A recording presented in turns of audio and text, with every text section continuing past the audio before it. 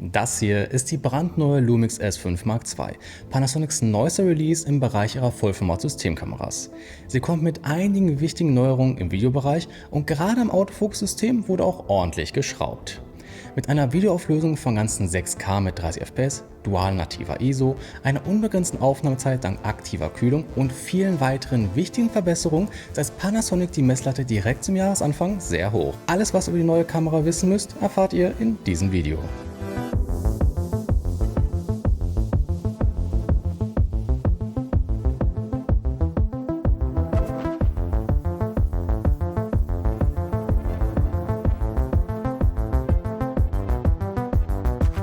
Vor knapp 5 Jahren haben Panasonic, Sigma und Leica gemeinsam die sogenannte L-Mount-Allianz gegründet.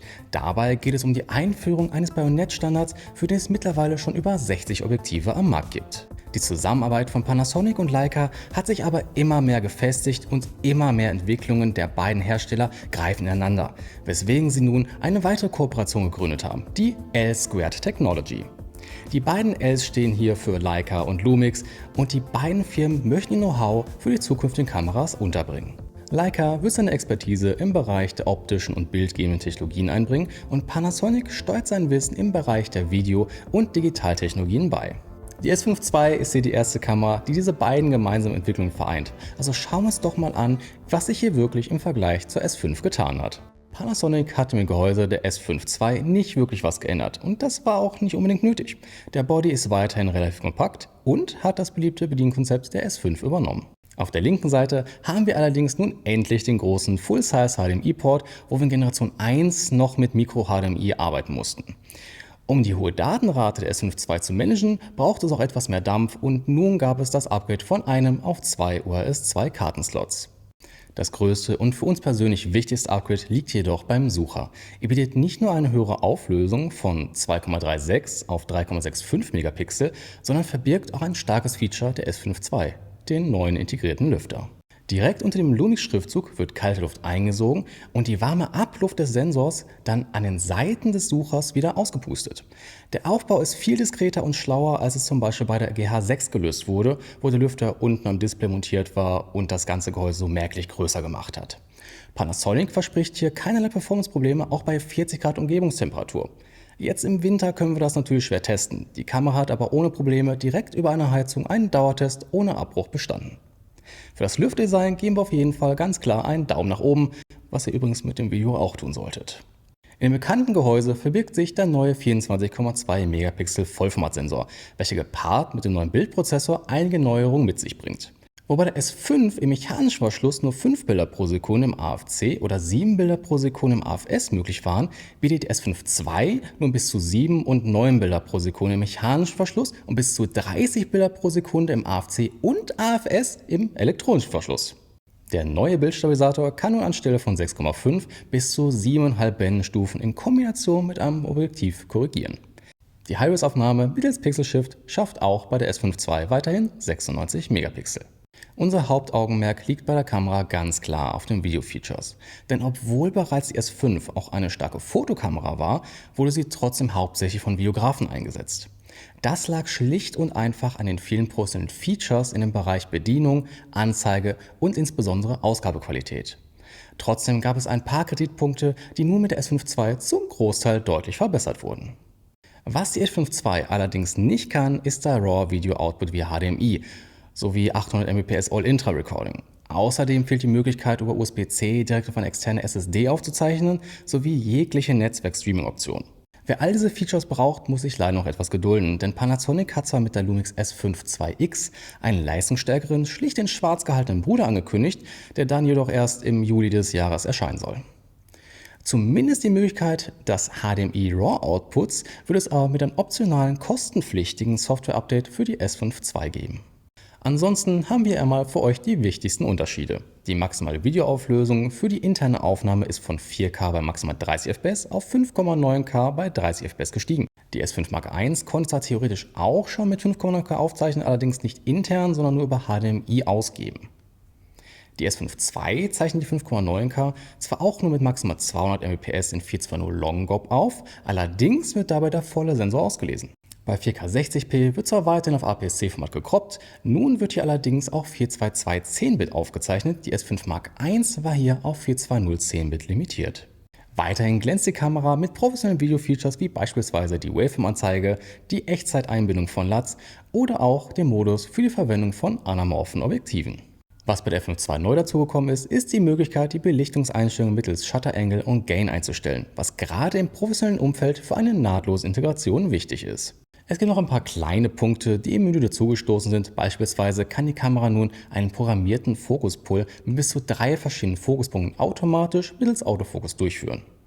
Auch können wir der Kamera nun eine Dateisegmentierung vorschreiben, um die Dateigröße einzelner Clips klein zu halten. Panasonic hat uns im Vorfeld angekündigt, dass sie auch beim IBIS noch Verbesserungen vorgenommen haben. Natürlich wollen wir auch das mit der S5 und S5 Mark II im Vergleich testen und lassen euch jetzt einfach entscheiden, welche Kamera am meisten überzeugt. Wir haben hier die beiden Kameras plus einen weiteren anonymen Konkurrenten nebeneinander auf einem Stück Traverse gemountet und sind damit ein paar Schritte gelaufen. Wir belassen es erstmal bei Kameras A, B und C. Eure Aufgabe ist es nun, uns euren Favoriten und eure Vermutung, um was für ein Kameramodell es sich handelt, jeweils in die Kommentare zu schreiben. Am Ende des Videos lösen wir dann auf, welche Kamera welche ist.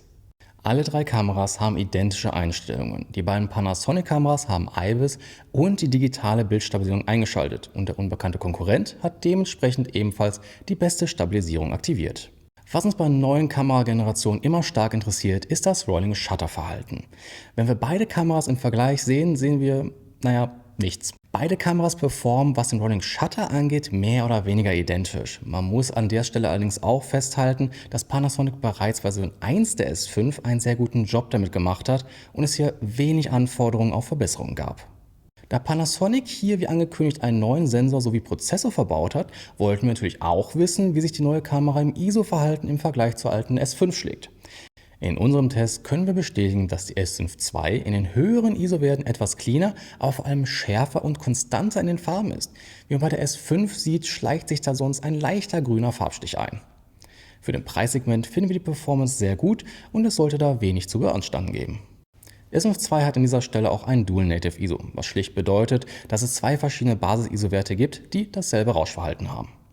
Wir können hier im normalen Bildstil zum Beispiel wählen, ob die Kamera mit einer nativen ISO von 100 oder 640 aufzeichnen soll oder ob die Kamera diesen Wechsel automatisch vornehmen soll.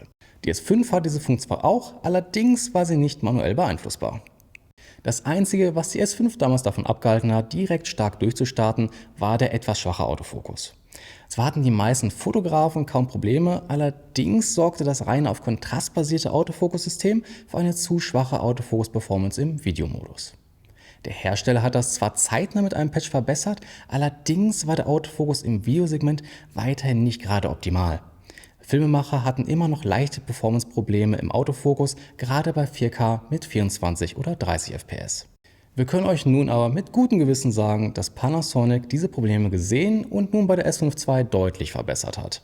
Ein klassisches Beispiel ist da eine laufende Person. Achtet da mal auf das Tracking für die Augen-Körpererkennung.